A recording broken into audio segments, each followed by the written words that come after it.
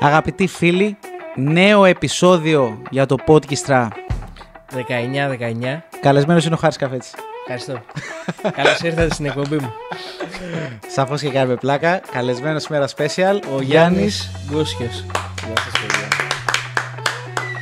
Από Θεσσαλονίκη ερχόμενος. Καλώς σας ήρθε εδώ να το πούμε, να το αποκαλύψουμε. Ήρθε εδώ για δουλειές, αλλά μεταξύ άλλων ήρθε για να δει την εθνική Ήρθα να δω την εθνική που παίζαμε με την Αγγλία και φάγαμε τρίμπαλο. Οπότε, δεν φταίω εγώ γι' αυτό. Γιάννη μου, θα σου πω ότι την επόμενη φορά που έχεις σκοπό να έρθεις. Είμαι Σαββατογεννημένος Ναι. και θεωρούμε τυχερός και για μένα. Μην και έρθεις σε για τους επόμενο ανθρώπους μου. παιχνίδι εθνικής δηλαδή. Σίγουρα κάτσε στο σπίτι σου την επόμενη φορά Σας το υπόσχομαι, που λοιπόν. θες να έρθεις να δεις μπάλα. Σίγουρα κάτσε στο σπίτι σου, μπας και... Βέβαια, αν παίζει καμιά ομάδα άλλη εκτός εθνικής, Όποια δεν μας βολεύει. όποια δεν μας βολεύει θα το πούμε Να off φορέσω the ένα record. κασκόλ της ομάδας αυτής και να Ναι, πάω ναι. στο γήπεδο. Δεν λέμε το ποια ομάδα, Γιάννη. Όχι. Δεν λέμε ποια ομάδα. Όχι, είναι γιατί να αν μπούμε. παίξει να μην έρθει ο Γιάννης. Γιατί να μην πούμε. Εντάξει, γιατί είναι ο γνωστό Γιάννης, ότι- ο Γιάννης κάτσε να το βάλω στο αθόρυβο. Ο Γιάννης Τρομερή παραγωγή. με την μπάλα ασχολείται. Βλέπεις μπάλα. Ασχολούμαι, ναι. Τι ομάδα είσαι, θα μας πεις. Είμαι ΠΑΟΚ. Οχ. Εντάξει, το κοντά ξέρω, εγώ είμαστε, το κοντά ήξερα. είμαστε, ρε παιδί μου. Εντάξει. Ναι. Έβλεπα τον αγώνα την Πέμπτη και στο Πάμε Λαδάρα πήγε να μου ξεφύγει. Πάμπα. Και τώρα θα πήγαμε. Εντάξει, αλλά φόρεσαι γαλανόλευκα, όχι Στο ασπρό. Πάμε πάλι, πάμε στο Και Παυλίδι, είναι και την ασπρόμαυρο μπάλα. σήμερα, Είναι Ναι, όντως τυχαίο. έχεις ντυθεί ΠΑΟΚ. Όχι, αυτό ήταν έτσι. Και βγάζει Ναι. την κάρτα από μέσα. Λοιπόν, χαιρόμαστε πάρα πολύ Και εγώ που το που είσαι μαζί μας. Γιατί πιστεύω ότι έχουμε να συζητήσουμε πολλά και ενδιαφέροντα γύρω από θέματα που μας απασχολούν και κυρίως γύρω από τη μουσική. Για όλους όσους σε γνωρίζουμε ως τραγουδιστή τέλος πάντων, ξέρουμε ότι μεταξύ άλλων έχεις και μία δική σου σχολή για το ποντιακό τραγούδι. Και ως τραγουδιστής θα πω και εγώ ότι αυτό θα λέγαμε κατά κάποιο τρόπο ότι στις μέρες μας είναι μία τομή για το χώρο της ποντιακής μουσικής, υπό την έννοια ότι αν δεν κάνω λάθος πρέπει να είσαι και ο πρώτος που το έκανε τόσο εξειδικευμένα, δηλαδή για το ποντιακό τραγούδι. Ναι, νομίζω ότι είναι η πρώτη ολοκληρωμένη προσπάθεια που γίνεται να διδαχθεί το ποντιακό τραγούδι μέσα από την Ακαδημία Χρύσανθος. Ωραία, Χρύσανθος. Χρύσανθος. Γιατί επέλεξες να μας πεις το συγκεκριμένο όνομα? Νομίζω όταν μιλάμε για την πρώτη ουσιαστικά προσπάθεια έτσι ολοκληρωμένη, δεν θα μπορούσε να λέγεται κάπως αλλιώς μια τέτοια ακαδημία.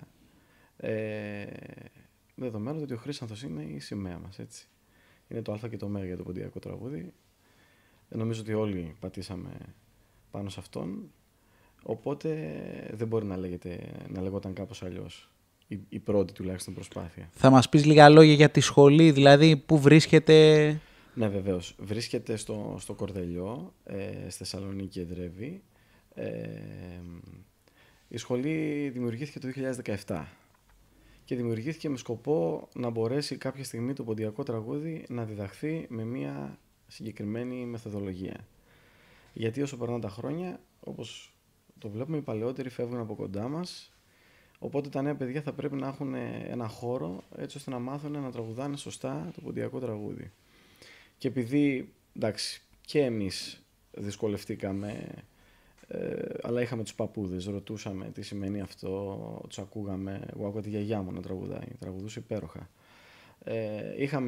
Είχαμε αυτό, τώρα οι νεότερες γενιές όσο περνούν τα χρόνια νομίζω ότι δεν θα έχουν τα αντίστοιχα βιώματα, οπότε τέτοιες προσπάθειες θεωρώ ότι θα βοηθήσουν πάρα πολύ για το μέλλον.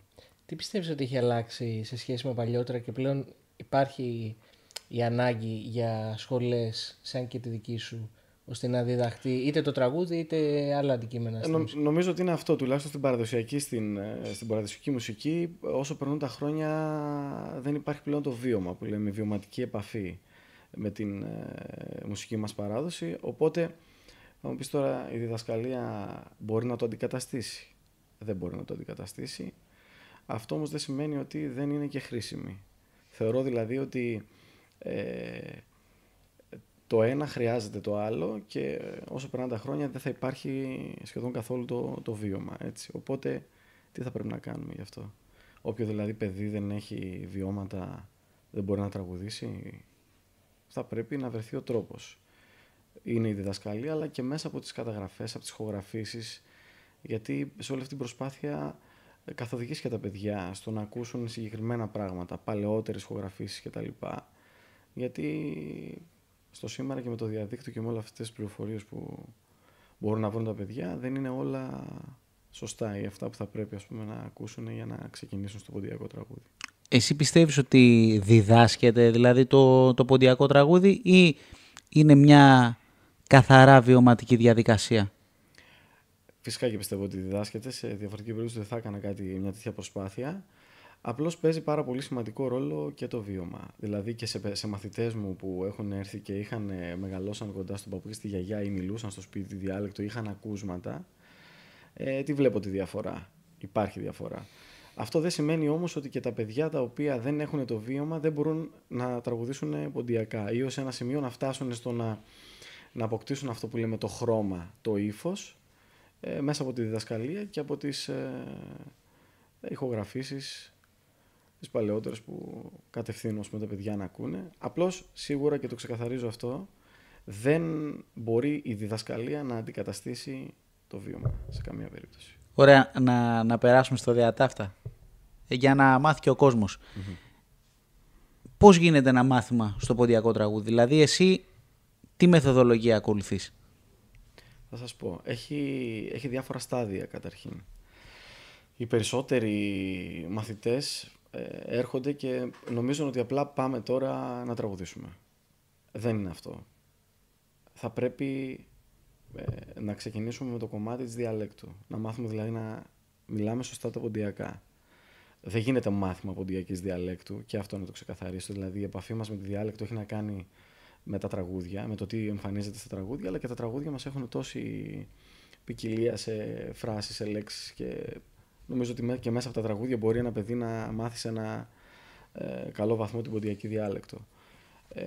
Ξεκινάμε λοιπόν από αυτό, το να προφέρονται σωστά τα τραγούδια, να γνωρίζουν τα τραγούδια, την απόδοση τους στην ελληνική, τι σημαίνουν, το νόημά τους, ό,τι λαογραφικά στοιχεία μπορεί να έχει ένα παραδοσιακό τραγούδι, έτσι ώστε να το κατανοήσουν και να το αποδώσουν με το σωστό ύφος. Και μετά περνάμε στο κομμάτι της ερμηνείας, στο τεχνικό δηλαδή κομμάτι, στο πώς θα τοποθετήσουμε σωστά τη φωνή μας, στο ποιες είναι οι τεχνικές που εμφανίζονται στο ποντιακό τραγούδι. Οπότε είναι πολλά στάδια μέχρι να φτάσουμε στο σημείο να πούμε ότι έχουμε τραγουδήσει σωστά ένα ποντιακό τραγούδι. Γι' αυτό θέλει πάρα πολύ υπομονή, πολύ προσπάθεια, πολύ κουράγιο και από το δάσκαλο και από τους μαθητές κυρίως. Αλλά τα αποτελέσματα είναι αρκετά καλά αυτά τα χρόνια και θα χαρώ δηλαδή πάρα πολύ να δω και μαθητές να προχωράνε και στον επαγγελματικό ποντιακό χώρο και να τους καμαρώσουμε αύριο μεθαύριο, γιατί για το δάσκαλο αυτό είναι τα πάντα το μεγαλύτερο.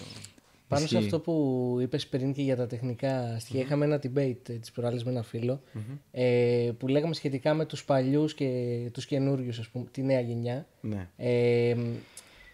Οι παλιότεροι δεν είχαν τόσο αυτό το τεχνικό κομμάτι, ρε παιδί μου. Δηλαδή το κάνανε από φυσικού τους, από βιωματικά τέλος πάντων.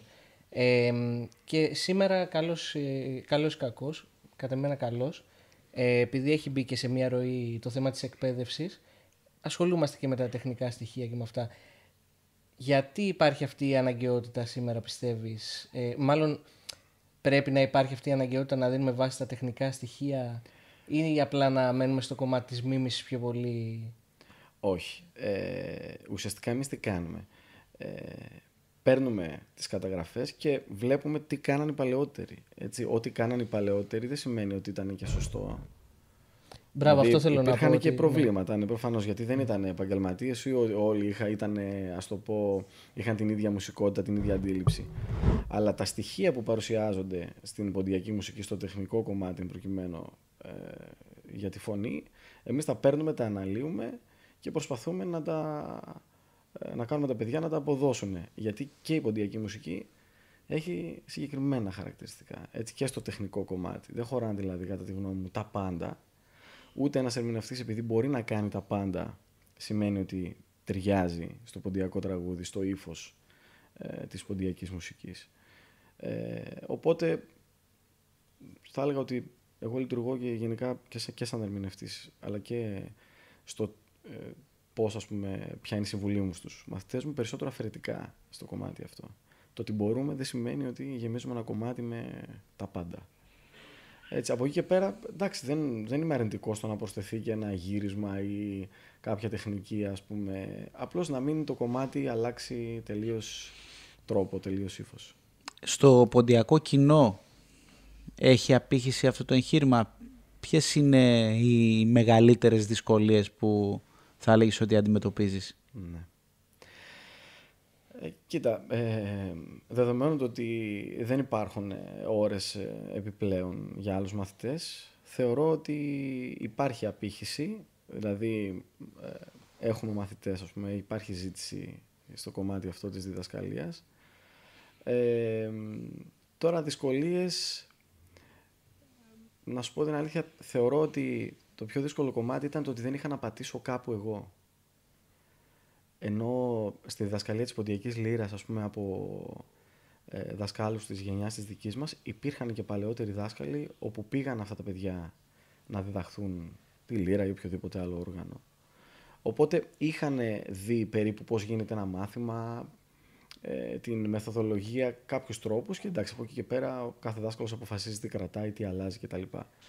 Εγώ σε αυτό ξεκίνησα από το 0, δηλαδή δεν είχα κάποιον δάσκαλο ή κάποια σχολή κάπου να πάω να πω ότι εκεί έτσι διδάσκεται, οπότε και εγώ θα το κάνω με αυτόν τον τρόπο ή θα πειράξω κάποια πράγματα, θα αλλάξω κτλ.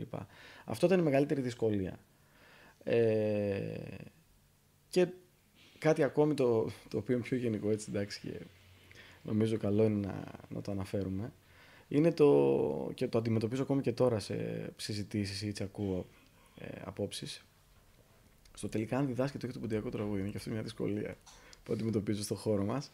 Ότι έχουν κάποιοι, ας πούμε, την άποψη ότι το ποντιακό τραγούδι δεν διδάσκεται με κάποιο τρόπο. Είναι δηλαδή μόνο το βίωμα και δεν μπορεί δηλαδή η διδασκαλία να προσφέρει κάτι. Φυσικά, νομίζω ότι δεν είναι πολλοί αυτοί οι άνθρωποι, είναι κυρίως, ας το πω, παλαιότεροι. Με λίγα λόγια, και δεν το νομίζω παλαιότερα και στη λύρα. Δηλαδή, όταν ξεκίνησε να διδαχθεί η ποντιακή λύρα, δεν είχε νότες. Αυτό ακούγαμε και εμείς. Έχει λύρα νότες, ας πούμε, πιτσιρίκες από παππούδες παλιούς κτλ. Αλλά είναι δύσκολο για τους παλαιότερους, όχι μόνο καλλιτέχνες, γενικά για τους παλαιότερους ας μου επιτραπεί η έκφραση, να σκύψουν το κεφάλι στην επιστημοσύνη των νέων. Είτε είναι στο τραγούδι, είτε είναι στη λύρα. Δηλαδή να δεχθούν κάποια πράγματα, ας πούμε. Είναι μια οπτική για αυτή, βέβαια. Δηλαδή, αντίστοιχα και σε εμάς, κάποια πράγματα που μπορεί να γίνονται σε 30 χρόνια, ίσως να λέω και πολλά, να μας φαίνονται παράξενα σε σχέση με τον τρόπο που τα έχουμε μάθει. Σίγουρα. Απλώς είναι και αυτό μια δυσκολία όμως. Ναι, ισχύει. Για εμάς που το προσπαθούμε. Μήπως αυτό το κενό που λες ότι βρήκες και εσύ σαν μαθητής στο τραγούδι, βρέθηκε και η ανάγκη ώστε να γράψεις και εσύ ένα βιβλίο για το ποντιακό τραγούδι, για το Χρύσανθο? Θέλω να σου το δώσω κιόλας. Ναι, βεβαίως, να το παρουσιάσει. να το δείξουμε. Ο Χάρης, να πούμε ότι είναι ο παρουσιαστής των... Συνήθως εγώ παρουσιάζω δίσκους, λοιπόν, δίσκους, βιβλία, μπλούζες. Και είναι και πάρα πολύ ωραία δουλειά. Η εκπομπή περιέχει τοποθέτηση προϊόντος. Ευχαριστώ πολύ. Χρύσανθος, ένας θρύλος περνάει στο σήμερα. Η τρίτη έκδοση, να πούμε. Είναι η τρίτη έκδοση, ναι. Εγώ έπαιρνα τη γιαγιά μου και έλεγα, γιαγιά, εδώ τι λέει. Την έβαζα να ακούσει αυτό τι σημαίνει.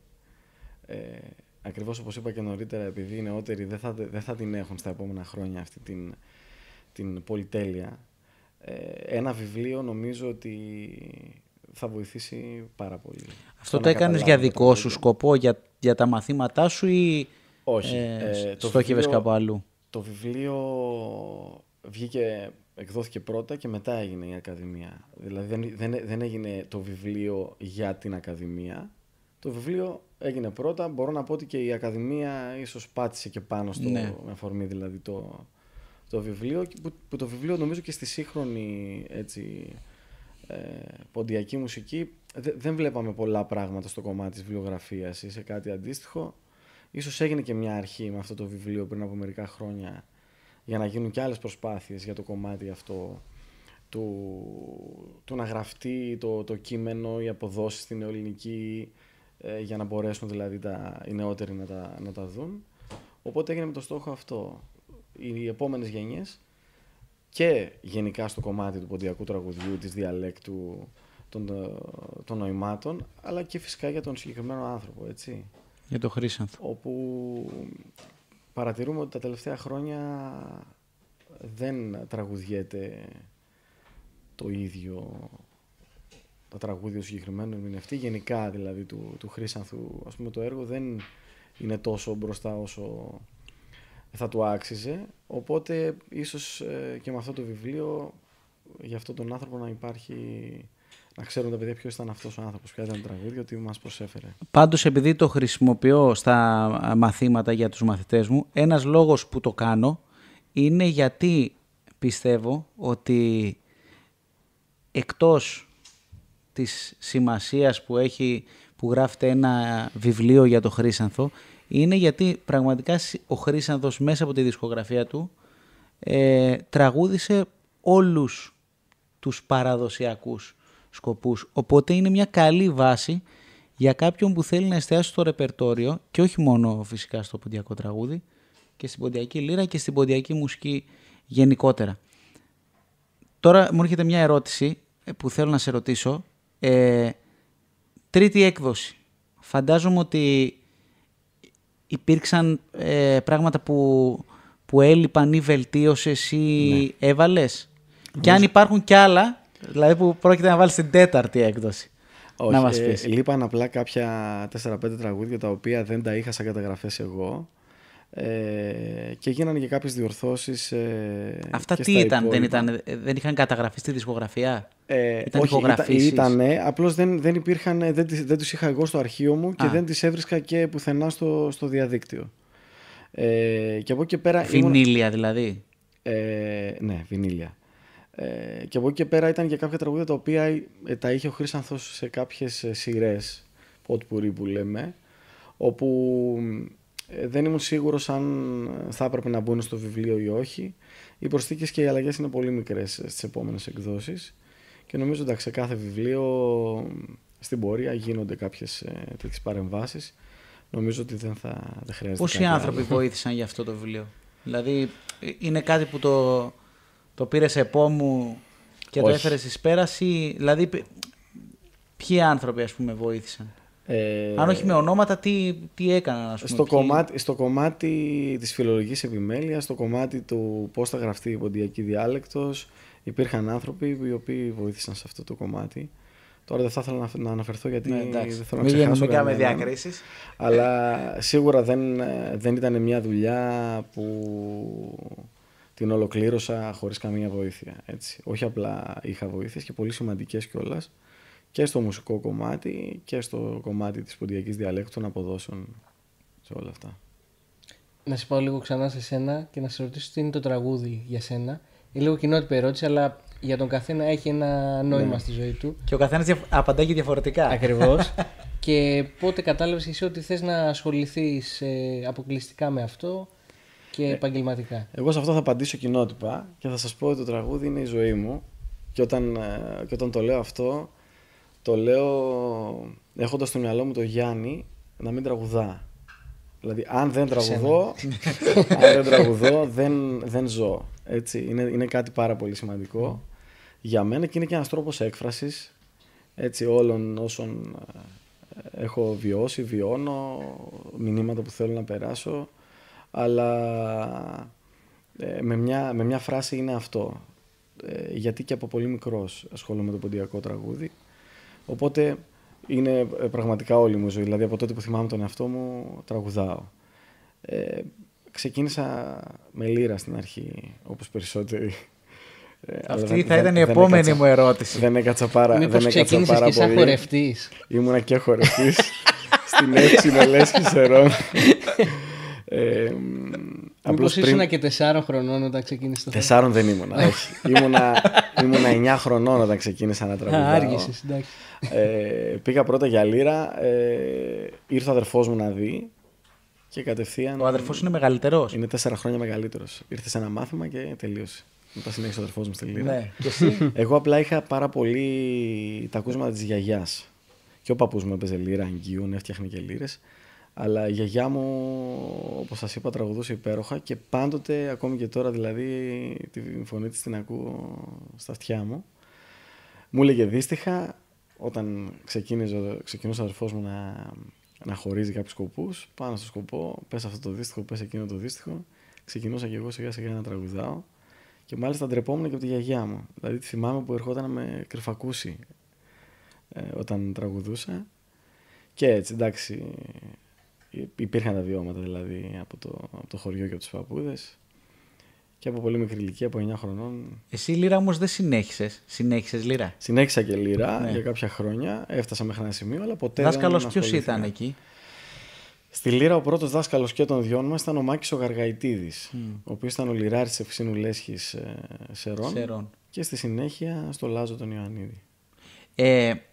Πιστεύεις ο ότι... Αβραάμ και στον Ασλανίδη μετά, έτσι, μιας και του ανέφερα τους δύο πρώτους, έτσι, και εκεί ολοκλήρωσε και τις σπουδές του.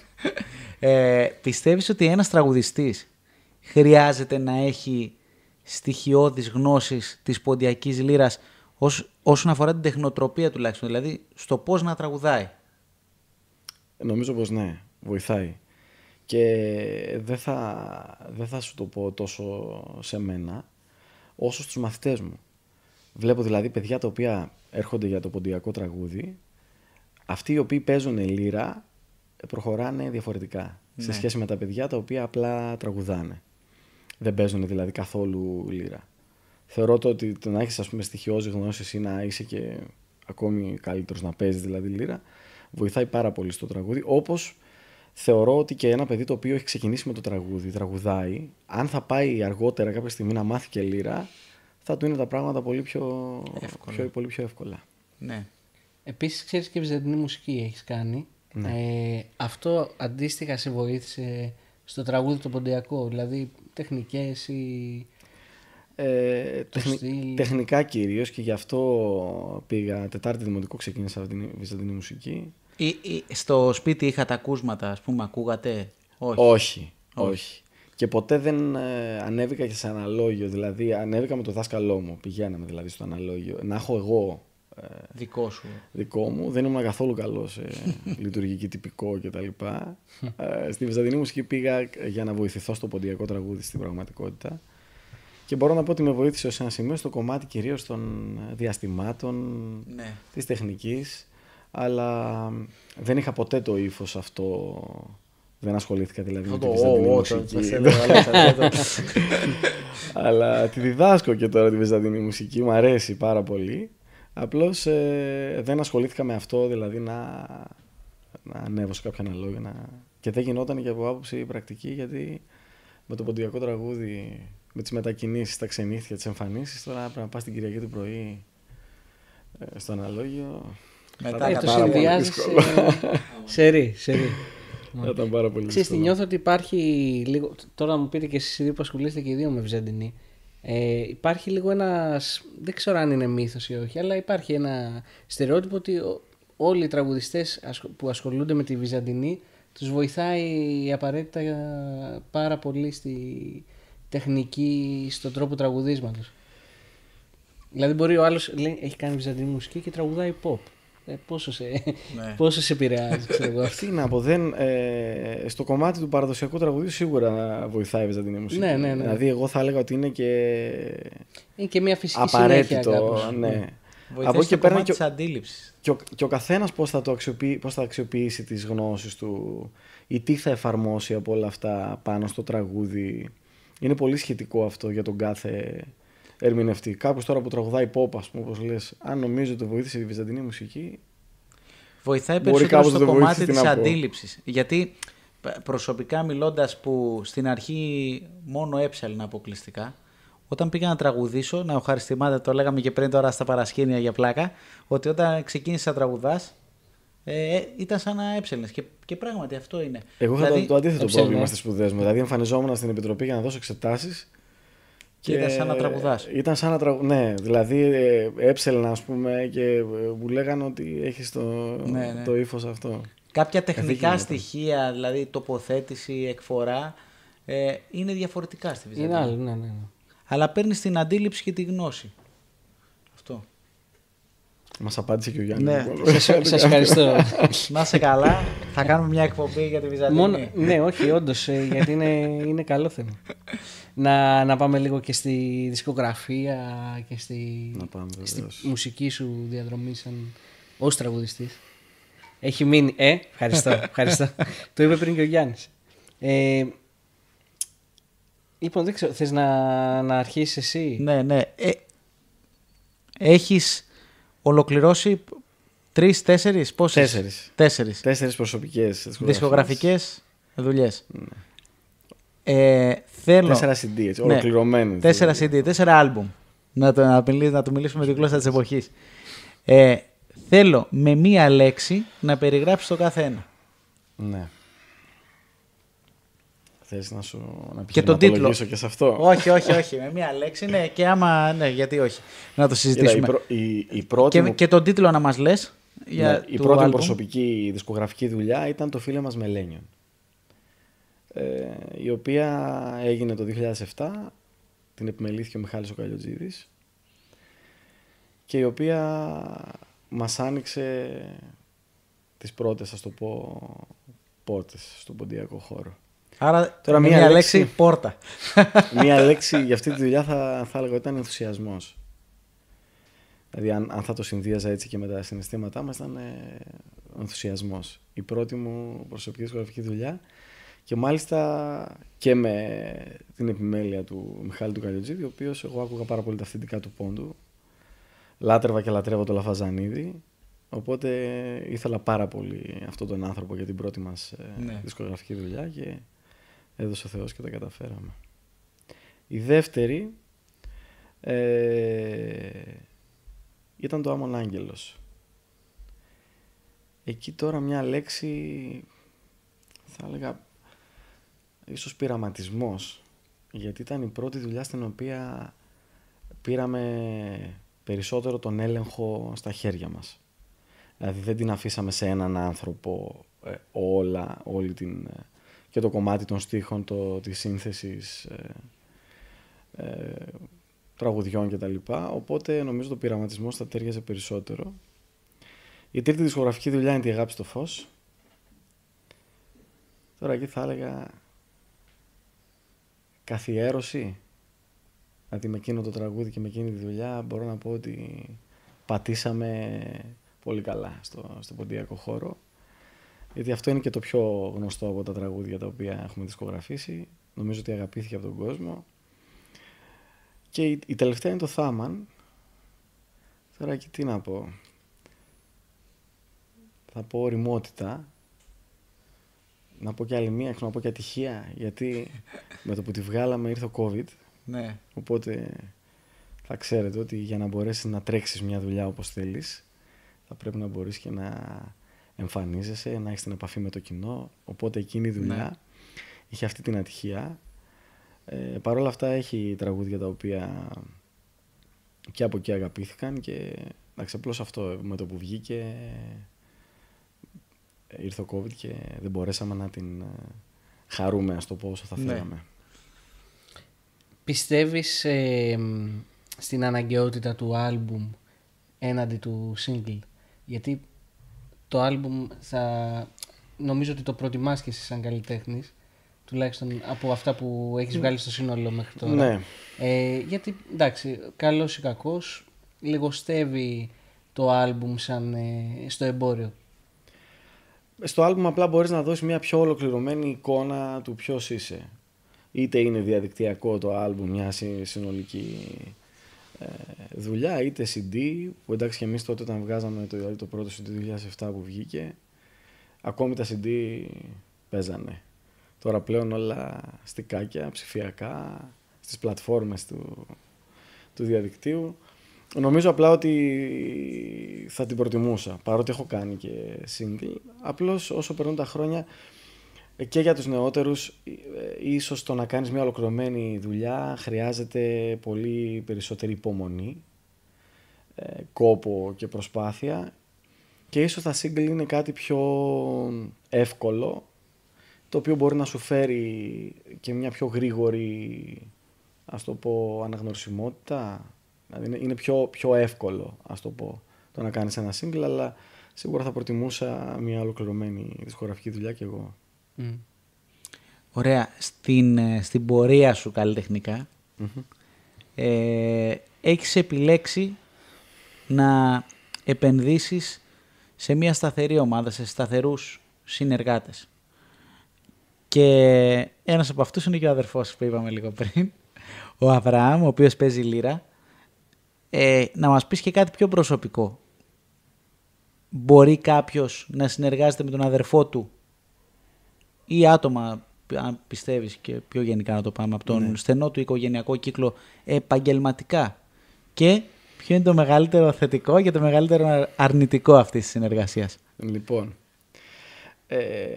τώρα ουσιαστικά με αυτήν την ερώτηση ανοίγουμε το μεγαλύτερο και πιο σημαντικό κεφάλαιο για μένα στο κομμάτι του τραγουδιού, το οποίο είναι ο αδερφός μου. Το να έχεις τον αδερφό σου συνεργάτη σε αυτή τη δουλειά είναι ευλογία. Ειδικά, εντάξει, αν τα αδέρφια είναι μεγαλωμένα, έτσι αγαπημένα, όπως είμαστε κι εμείς. Αλλά είναι ευλογία. Πίσω από ό,τι βλέπετε υπάρχει ο Αβραάμ, ο οποίος σαν άνθρωπος και σαν προφίλ γενικά είναι πολύ χαμηλών τόνων. Αυτό ήθελα να σου πω, δεν φαίνεται πολύ. Δεν φαίνεται, ναι, από επιλογή του, αλλά είναι ένας άνθρωπος ο οποίος είναι πάρα πολύ σημαντικός για μένα και θα ήταν σημαντικός για τον οποιονδήποτε τον είχε σαν συνεργάτη, και σαν προσωπικότητα και σαν μουσικός, σαν λυράρης και σαν μουσικός στο κομμάτι της εκπαίδευσης. Και νομίζω αυτό το δείχνει και ο ίδιος με το έργο του, με το Δίο, με την διδασκαλία. Τώρα, το πιο θετικό και το πιο αρνητικό, μου είπες να σου πω. Το πιο θετικό είναι ότι δεν είσαι σε αυτό το χώρο, με αυτές τις δυσκολίες που αντιμετωπίζουμε και τις γνωρίζετε πολύ καλά, δεν νιώθεις ποτέ μόνος σου. Αυτό είναι το πιο θετικό. Γιατί δύσκολα βρίσκεις ανθρώπους πραγματικά να σταθούν πλάι σου. Οπότε εγώ με τον αδερφό μου δεν ένιωσα ποτέ μόνος μου. Αρνητικό, παιδιά, δεν μπορώ να βρω από αυτή τη συνεργασία. Τώρα ίσως οδηγάω πάντα εγώ, ξέρω εγώ, τα πηγαίνουμε. Γι' αυτό είναι αρνητικό. Το οποίο ο Αβραάμ το έχει τερματίσει τώρα. Δεν κοιμάται μόνο γυρνώντας από τη δουλειά, αλλά και πηγαίνοντας. Ρίχνει έναν ύπνο, του λέω. Εντάξει, βέβαια το πρόγραμμά του είναι πολύ δύσκολο, κουράζεται πάρα πολύ με τους μαθητές, με όλη αυτή την προσπάθεια που κάνει. Αλλά και το να έχεις τον αδερφό σου και γενικά μόνιμους συνεργάτες έχει και αυτό το τίμημά του. Τίμημα το οποίο το πληρώνουμε πολύ ακριβά εδώ και χρόνια εγώ με τον Αβραάμ. Γιατί το να προσπαθήσεις σε ένα χώρο να τους δώσει να καταλάβουν ότι πρέπει να έχεις τον λιράρι σου, γιατί γνωρίζετε κι εσείς πώς λειτουργούν αρκετοί από τους διοργανωτές, είναι πολύ δύσκολο. Δηλαδή το να με πάρουν από κάπου και να μου πούνε ότι ξέρεις, θα είναι αυτός λυρά ή έχουμε ένα παιδί εδώ που παίζει λύρα κτλ. Και να πρέπει εγώ να εξηγήσω ότι θα πρέπει να έχω το λιράρι μου. Αυτό βέβαια τα τελευταία χρόνια συμβαίνει. Βλέπουμε δηλαδή ότι αρχίζουν σιγά σιγά και δημιουργούνται κάποιες συνεργασίες, κάτι το οποίο είναι πάρα πολύ θετικό κατά τη γνώμη μου.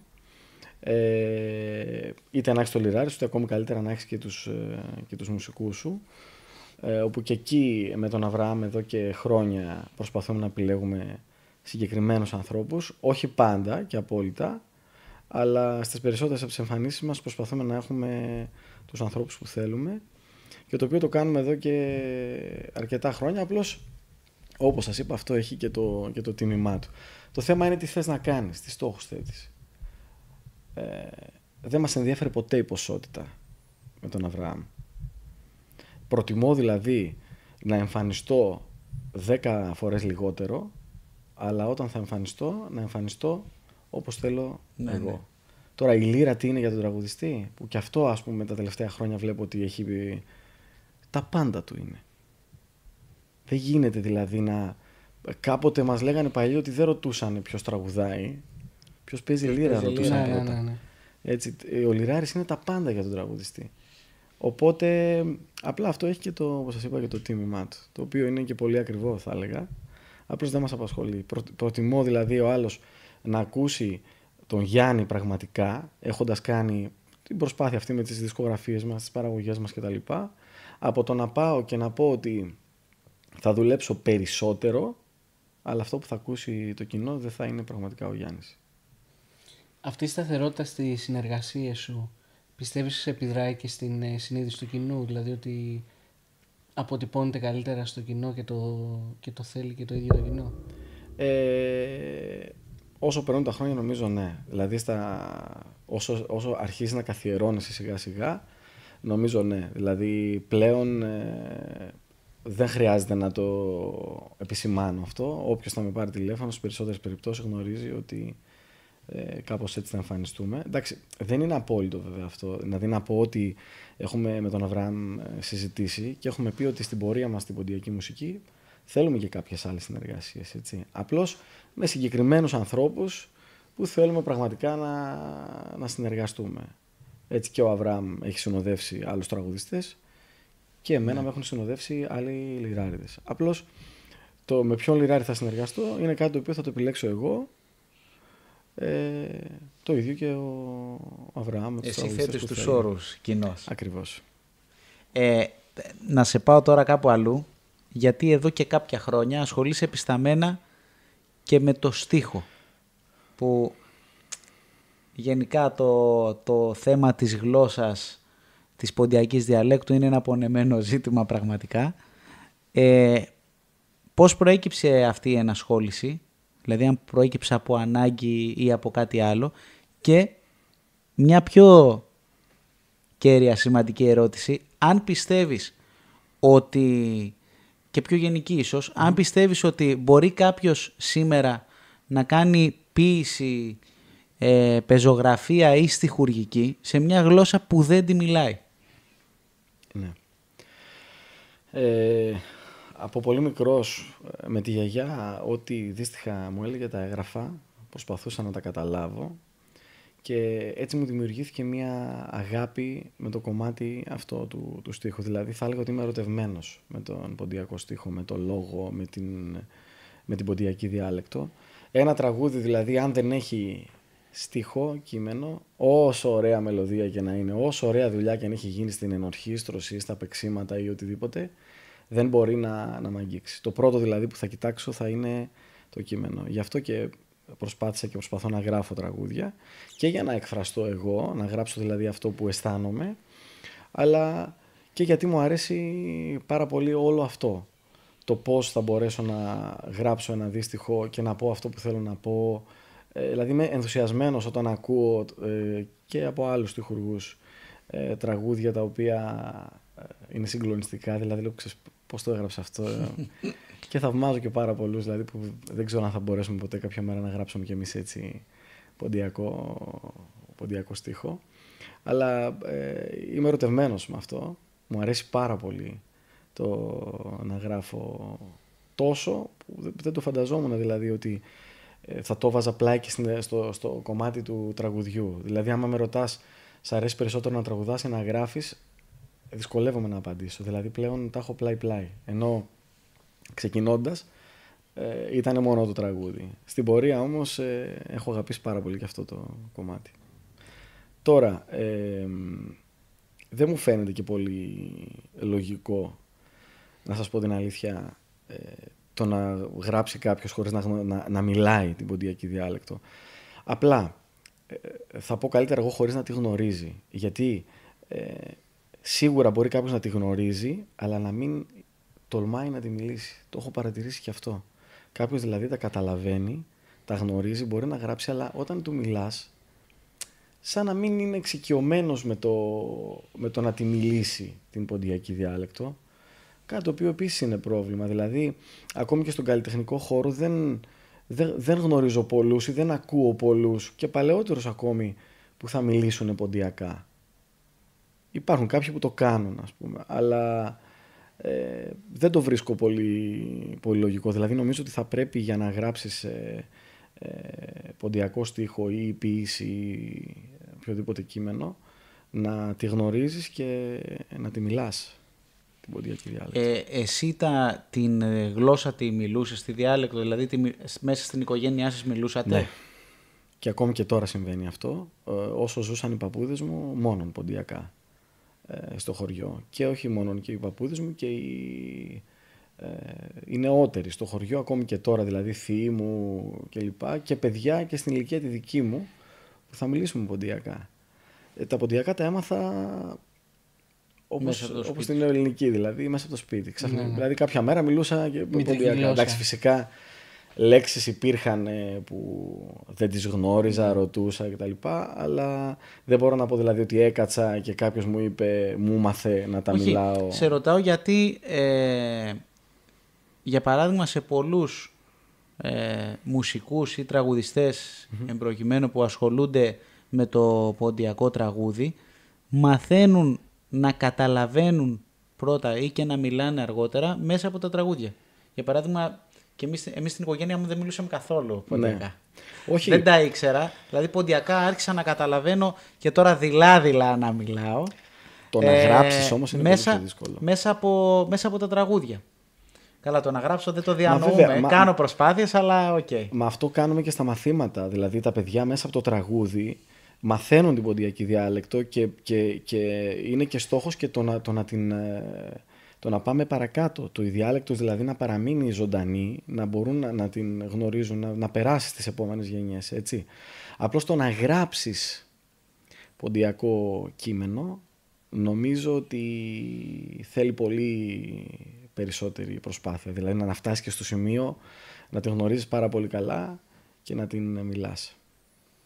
Τι πιστεύεις πρέπει να γίνει για να βοηθήσουμε λίγο την ποντιακή διάλεκτο να μην χαθεί και να διαδοθεί κι άλλο στον κόσμο?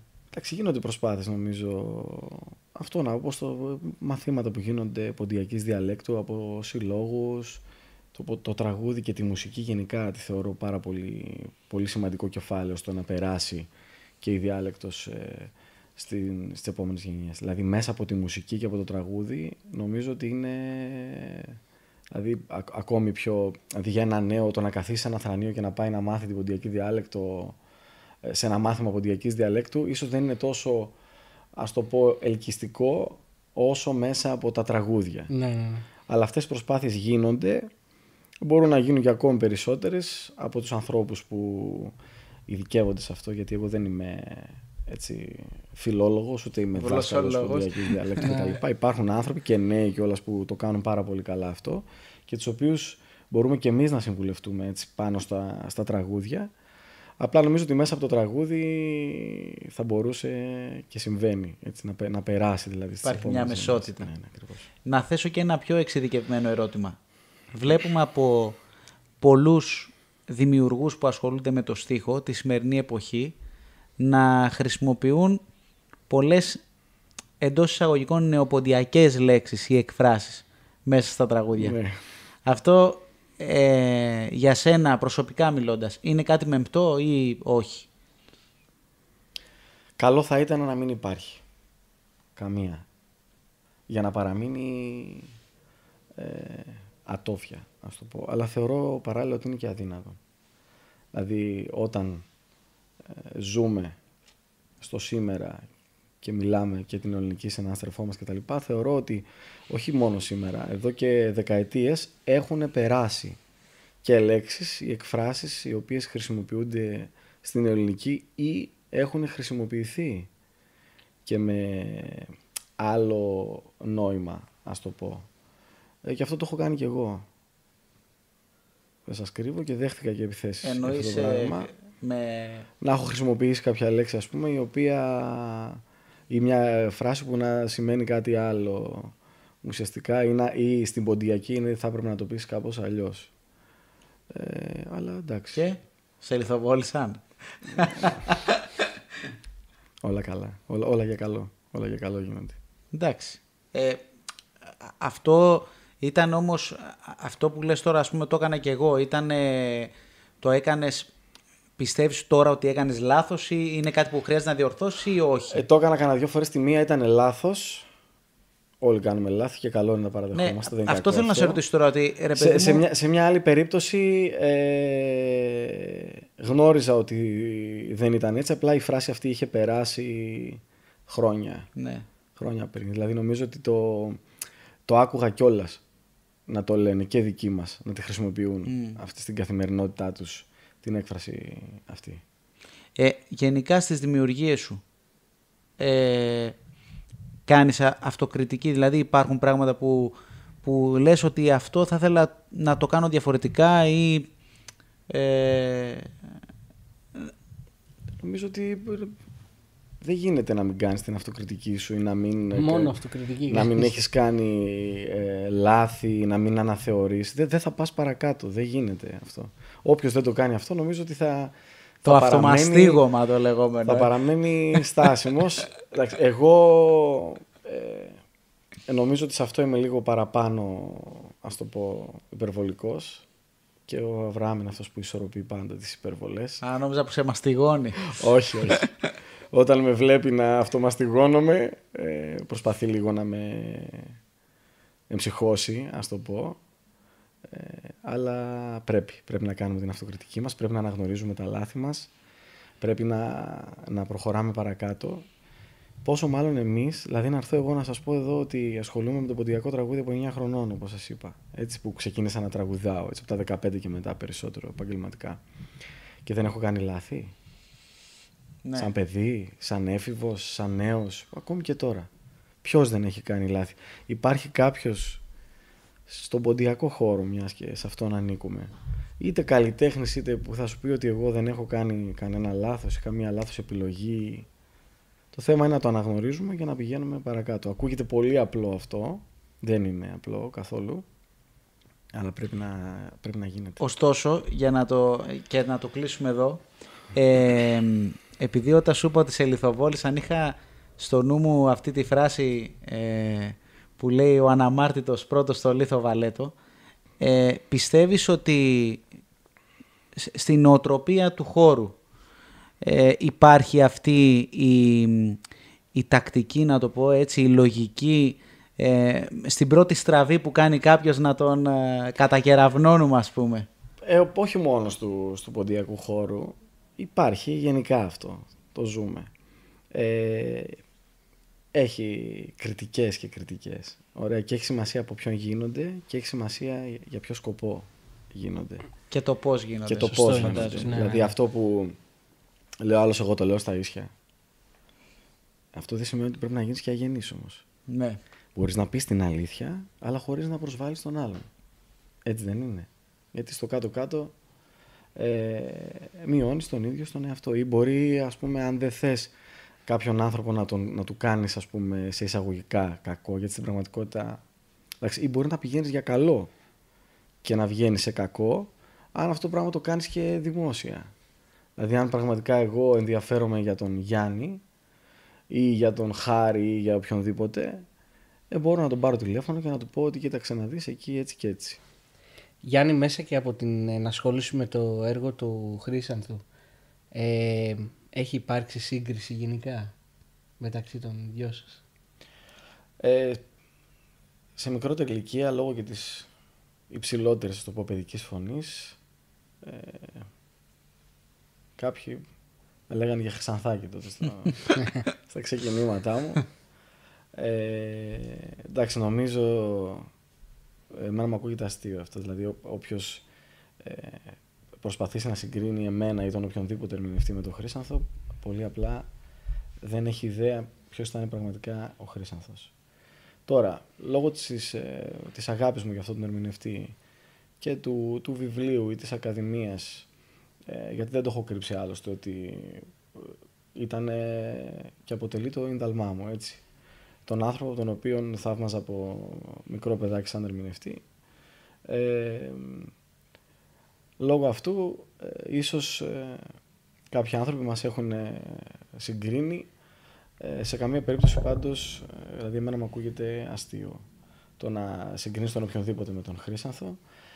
Είμαι αυτής της σχολής, ας το πω τραγουδιστικά, δεν το κρύβω. Έχω πάρει στοιχεία από τον τρόπο τραγουδιού και θα έλεγα περισσότερο, όχι μόνο από τον τρόπο, αλλά και από τη στάση του απέναντι στο ποντιακό τραγούδι, στα πράγματα, στο πώς αντιμετώπιζε το ποντιακό τραγούδι.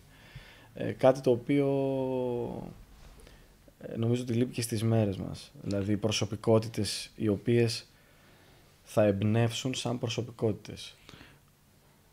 Φαντάζομαι ότι όταν ξεκίνησες από μικρή ηλικία να ακούς Χρύσανθο και να τραγουδάς και τα τραγούδια του, κατά κάποιο τρόπο είχες ίσως την τάση, να το πω έτσι, να αφομοιώσεις κάποια πράγματα από τον τρόπο που τραγουδούσε, να τον μιμηθείς θα πω, αλλά όχι με την κακή την έννοια. Μα στην αρχή πάντα ένας νέος θα ξεκινήσει από αυτό, δηλαδή αυτό που θαυμάζεις και ακούς συνεχώς και αποτελεί το κίνητρό σου για να ασχοληθείς με το τραγούδι. Θα ξεκινήσεις από αυτό, δηλαδή θα τον μιμηθείς. Δεν γίνεται δηλαδή να μην υπάρχει αυτό. Απλώς στην πορεία θα πρέπει να δημιουργήσεις και τα δικά σου στοιχεία, τη δική σου ταυτότητα, τα δικά σου χαρακτηριστικά. Η ερώτηση που ήθελα να σου κάνω είναι η εξής. Πώς πιστεύεις ότι κάποιος, ένας μαθητής, μπορεί να περάσει από τη μίμηση, από αυτό το στάδιο δηλαδή, το αρχικό, στην προσωπική αισθητική? Αυτό θέλει χρόνια, νομίζω. Ανάλογα και σε ποια ηλικία είναι και το πώς μπορεί να το καταλάβει. Δηλαδή, αλλιώς είναι ένα παιδί το οποίο έρχεται να τραγουδήσει και είναι 10 χρονών, και αλλιώς ένα παιδί το οποίο είναι 20 χρονών. Έτσι μπορεί να καταλάβει τι είναι η προσωπική ταυτότητα και το δημιουργώ, ας πούμε, το δικό μου τρόπο.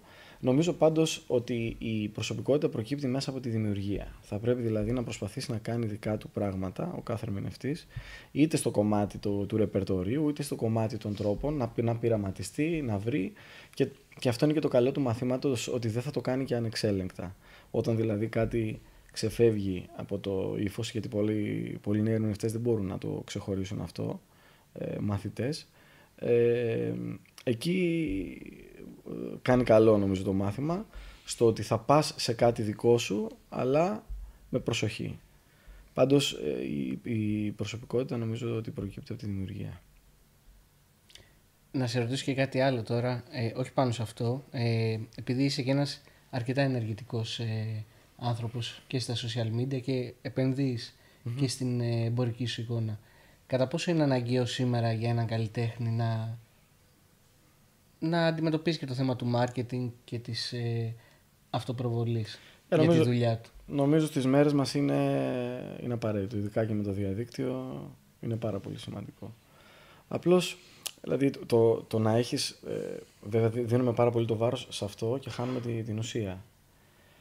Το να έχεις καλό προϊόν δεν αρκεί, θα πρέπει και να το προβάλλεις, και μάλιστα με το σωστό τρόπο, γιατί πολλές φορές γίνεται και με το λάθος τρόπο.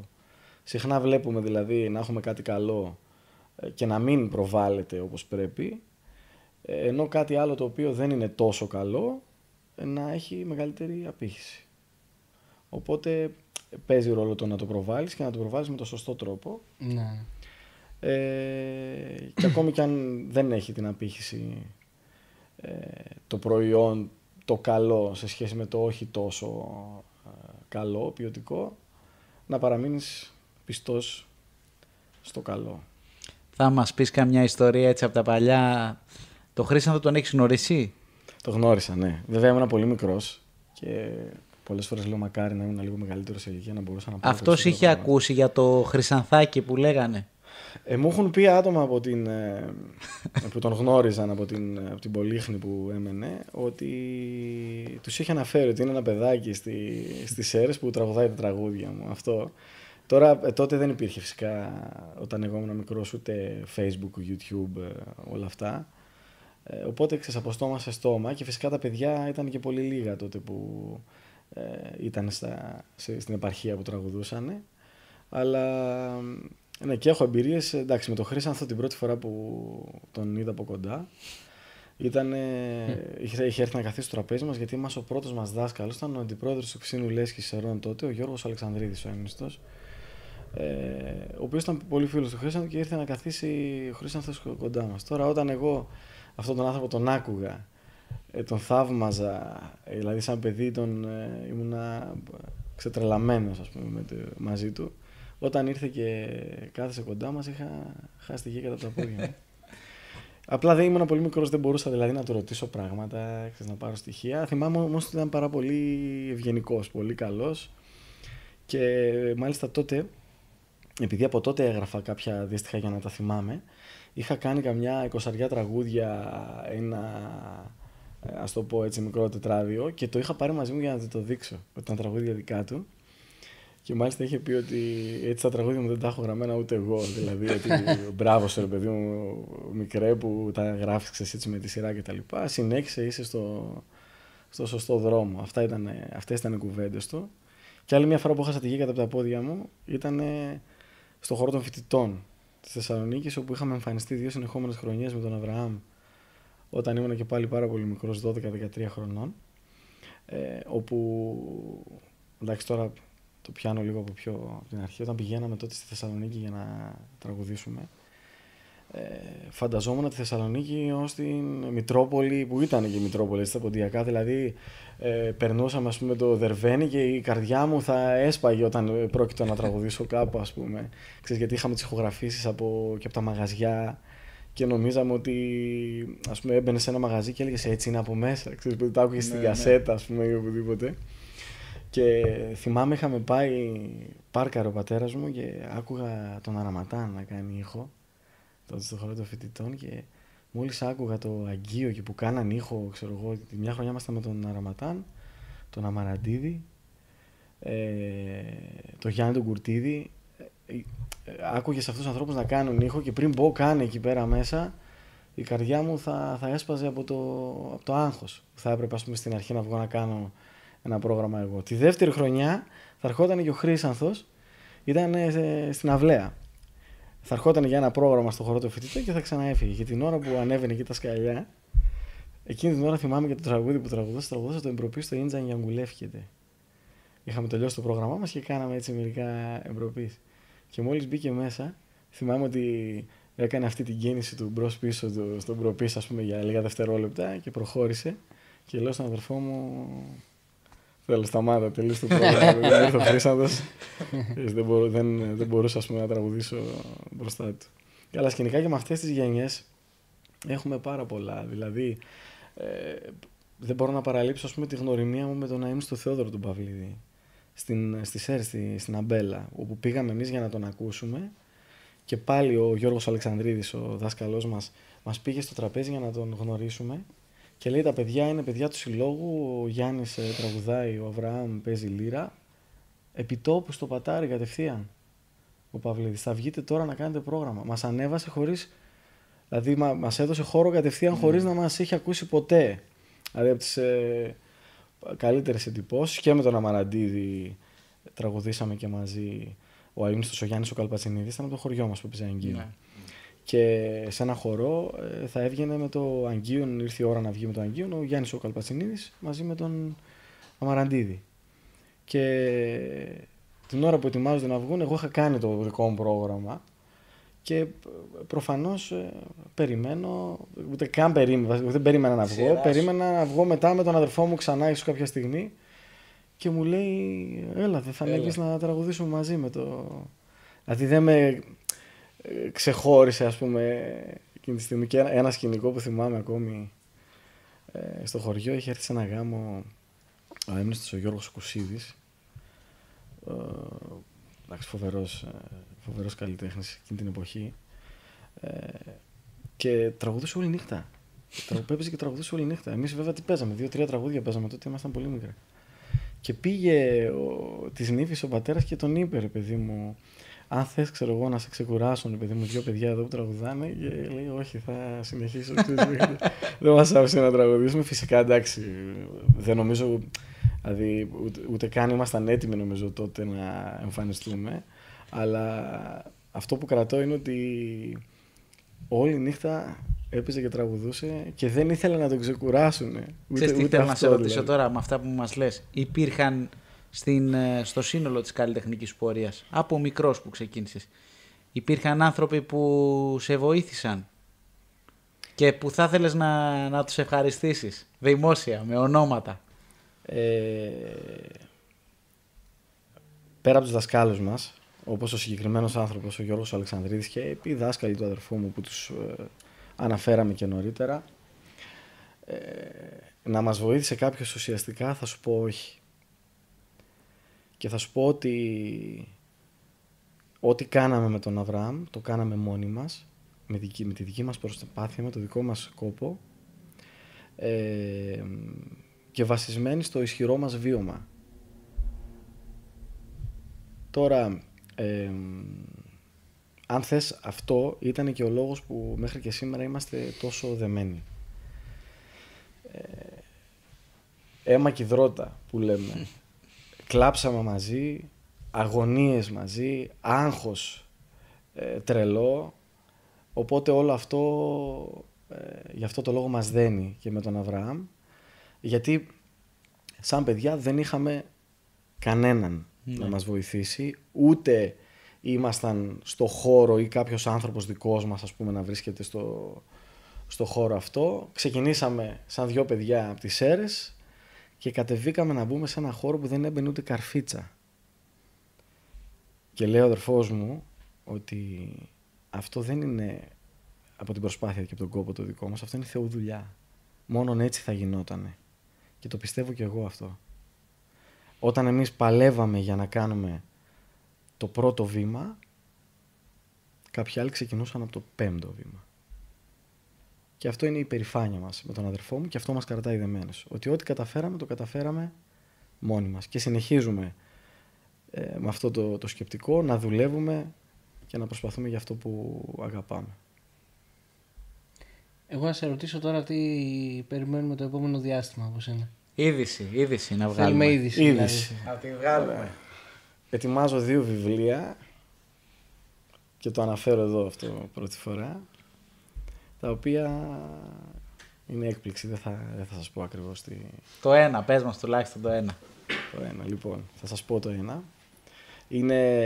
Έχει να κάνει με τη διδασκαλία του ποντιακού τραγουδιού, είναι η μεθοδολογία ουσιαστικά σε βιβλίο, έχει και ρεπερτόριο, θεωρητικό μέρος, όπου στο ρεπερτόριο παρουσιάζεται το πρακτικό μέρος. Το άλλο βιβλίο θα είναι έκπληξη και νομίζω ότι θα σας αρέσει πολύ. Ωραία να το φέρεις να το κάνει τοποθέτηση προϊόντα. Θα μου το φέρεις στο μάνατζερ. Όταν έρθει η ώρα. Λοιπόν, νομίζω ότι ήρθε και η ώρα να περάσουμε στο αγαπημένο μέρος του Γιάννη. Έτσι. Το παιχνίδι. Να τα λέμε όλα. Ξέρεις τι, πιστεύω ότι και στο μοντάζ πρέπει να πέφτει η φάτσα μου. Ναι, η φάτσα του Γιάννη. Μπορούμε να το τη φτιάξουμε. Χαρά μου. Λοιπόν, που πάντα να το θυμίσουμε αυτό ξανά, ότι πάντα το παιχνίδι έχει την ιδιαιτερότητα ότι ο καλεσμένος μας δεν έχει ιδέα για το αυτό τι με πρόκειται. Ναι. Το παιχνίδι με αγχώνει. Δηλαδή όλοι λίγο ή πολύ ξέρουμε ότι θα έρθουν εδώ, θα τους ρωτήσουμε για τη ζωή τους. Καλά, καμιά φορά μπορεί να μην ξέρουν τις ερωτήσεις, ναι, αλλά ναι. το παιχνίδι δεν είναι. Το παιχνίδι όμως είναι... Ναι. Μου λέτε το παιχνίδι. Είναι αυθόρμητο. Ναι. Το παιχνίδι είναι το εξής. Έχουμε επιλέξει από το βιβλίο. Δείξτε το βιβλίο πάλι. Πάμε. Ένας τρίλος περνάει στο σήμερα. Ναι. Έχουμε επιλέξει 5 στίχους από τραγούδια και θα σου κάνουμε απαγγελία των στίχων και εσύ πρέπει μέσα... Πόσα δεύτερα να πούμε? Να πούμε μέσα σε 30 δεύτερα. Πολλά μήπως είναι. 15. 15. Ναι. Ωραία, να πέσει μέσα και σε 15 δεύτερα, μέσα σε 15 δεύτερα να βρεις τη λέξη ή τη φράση που λείπει. Βέβαια... Στίχο ή δύστιχο? Δύστιχο. Βέβαια αυτό είναι πιο δύσκολο για μένα μέχρι να προφέρω τα ποντιακά, να ξέρεις. Θέλεις να πεις μήπως... Εγώ θα λέω το πρώτο δηλαδή. Όχι, να σου πω κάτι. Μήπως να πεις το δεύτερο και το τέταρτο, γιατί τα βλέπω... Εγώ θέλω αυτό να πω. Αυτό θα μου το αφήσεις αυτό. Σε παρακαλώ. Εντάξει, πες το πρώτο τότε, να πάμε με σειρά. Ωραία. Και εγώ θα σου λέω, ναι, ποια θα παραλείπεις. Περίμενε να βάζω και χρόνο, σε παρακαλώ. το χρόνο εδώ να υπάρχει. Βάλει το χρόνο και θα το βάλει και 15 το μοντάζ. δευτερόλεπτα. Α, Χάρη, θέλεις να βάλεις εσύ το χρόνο. Σε παρακαλώ. Βάλε εσύ το χρόνο για να βλέπω εγώ τα στιχάκια. Ναι. Έλα, το έχω εγώ. Λοιπόν, πάμε. Περίμενε. Να βάλω χρόνο. Θα βλέπω από σένα. Ωραία. Εντάξει, εσύ θα πεις πρώτα. Ναι, Ό,τι δεν θες. θα λες τις αγγείλες, δεν θα τις λες. οκ. Και θα παραλείψουμε αυτό εδώ. Το τρίτο. Ωραία. Εντάξει, τον τρίτο Ωραία. στίχο. Περίμενε. Ο χρόνος ξεκινάει. Βασικά όχι. Πρώτα πες το. Σε αλήσοφη σε έναν κορίτς. Χάρτσα την καρδία. Σωστό. Μπράβο. Κάτσε. Αυτό δεν το λέμε, είπαμε. Όχι. Ωραία. Γιατί έχει και κάτι βάη. Αλλά εντάξει. Τα βάει της εποδούς. Ναι. Ωραία, λοιπόν. Αυτό όχι. Αυτό το λέω το πρώτο. Ναι. Τα νύχτας. Όντες τραγουδό. Ωραία. Το ακούει. Το ακούει τη λαλία. Φίλε, είναι πολύ καλός ο τύπος. Εσύ το έχεις γράψει στο βιβλίο. Κοίταξε, είναι. Καταρχάς τώρα δεν μετρούσα χρόνο σκέψου. Καταρχάς χειροκρότημα για μένα που Ναι. το πρόφερα. Μπράβο, αυτό ήταν το πιο Ευχαριστώ. σημαντικό. όντως. Λοιπόν. Ξέρεις τι, να το παίζουμε σωστά, ρε παιδί μου, το παιχνίδι. Δηλαδή, μία φράση να παραλείπουμε. Ναι, Εντάξει. ωραία. Δες τώρα πώς θα το κάνουμε, γιατί δεν στο εξήγησα καλά είναι η αλήθεια. Ωραία. Λοιπόν, όλεν τη νύχτα τραγωδό. Παραλείπουμε. Πουλόπωμα στον ουρανών, τάστρο θα κατηβάζω. Όλη τη νύχτα τραγουδό, καμία εγκαινιστάζω. Φωρε φίλε. Το βρήκε ο τύπος. Εσύ. Και μετά. Όχι, άκου. Τώρα θέλω να παραλείψεις αυτό το δεύτερο στίχο, όλο. Ωραία. Πάλι καλά, γιατί δεν μπορώ να το πω έτσι κι αλλιώς. Μην τα βλέπει. Ναι. Έτσι, μπράβο. Θα σε ρεύς εσύ τσατσία. Συνεχίζω. Ναι. Τι γελάτε, ρε. Θαύς και τσάχνα 7 σφαΐα. Πάλι καλά που το πεις εσύ αυτό. Ήταν δύσκολο. Χαβίτ σειρών σκορδωμένων. Για τη σιρβάντα ενωμένων. Τώρα θες να το πεις λίγο μία εσύ. Σε παρακαλώ. Ναι. Θα Έχεις 15 δευτερόλεπτα. Ωραία, λοιπόν. Βέβαια, βάλω 15 δευτερόλεπτα. Θα σε ρεύς εσύ τσατσία. Ναι. Τα Καλά. παχιά θέλουν λίγο προσοχή. Θέλουν- Συνέχισε. ωραία. Καλά που πάμε. Θαύς και τσάχ να φτάς φαΐα. Ωραία. Καλό. Πολύ καλό. Χαβίτ σειρών σκορδωμένων και τη σουρβάν τανωμένων. Είσαι έτοιμος. Είμαι έτοιμος. Βγαίνω. Λοιπόν, Και με τριγώνω. εγώ. Λοιπόν, το παλικάροντε σταχτής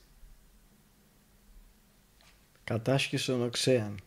γητούρεψον το γάιδαρον. Στουλάσο ζηλμερέαν. Ωραία φίλε, και εγώ νόμιζα ότι θα το δυσκολέψουμε. Μπράβο. Και τα βρίσκει όλα. ρε. Χειροκρότημα. Έχει άλλα. Εντάξει, το άλλο είναι εύκολο.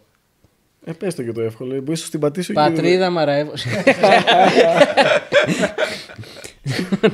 Εγώ το λέω αυτό. Ναι. Συγκαρδίαμ το τσιπονίζ. Τσιμπονί. Αυτό είναι το εύκολο. Αμά Ναι, μας αυτό είναι το λέμε, εύκολο. Το έμανε συνδύο. Να κατενείς τα φλέβασης, πέλ και αγαπάς με όλοι. Ωραία, απογοητεύτηκα. εντάξει, ωραία. Τελικά δεν ήταν παιχνίδι, θα το φέρουμε άλλη φορά. Περιμένω κάτι πιο Ναι, δύσκολο. ναι, την ναι, ναι. επόμενη φορά. Μια φούντοση, μια φλόγα. Και το λέει που έχω μέσα στην καρδιά. Θα το έλεγα, αλλά λέω εντάξει. Ένα ραπ πες το από το Social Waste. Αυτό σίγουρα δεν θα το ξέρει, εντάξει. Λοιπόν, Γιάννη μου, σε ευχαριστούμε. Εγώ σας ευχαριστώ, παιδιά. Χαιρόμαστε πάρα πολύ που ήσουν σήμερα μαζί μας. Και εγώ το ίδιο πέρασα υπέροχα. Και εσύ θα κάνεις... Καλή επιτυχία σε ό,τι κάνεις. Έτσι, μπράβο. Ευχαριστώ και σε εσάς το ίδιο. Ευχαριστούμε πολύ. Έλα, κάνε το αγαπημένο Λοιπόν, σας σου. ευχαριστούμε. Το αγαπημένο μέρος του Χάρη είναι αυτό εδώ. Σας ευχαριστούμε πάρα πολύ που ήσασταν κοντά μας σήμερα. Σας περιμένουμε και στο επόμενο podcast όποτε αυτό ανέβει. Να είστε καλά. Ευχαριστούμε τον Γιάννη για ακόμα μια φορά και καλή συνέχεια.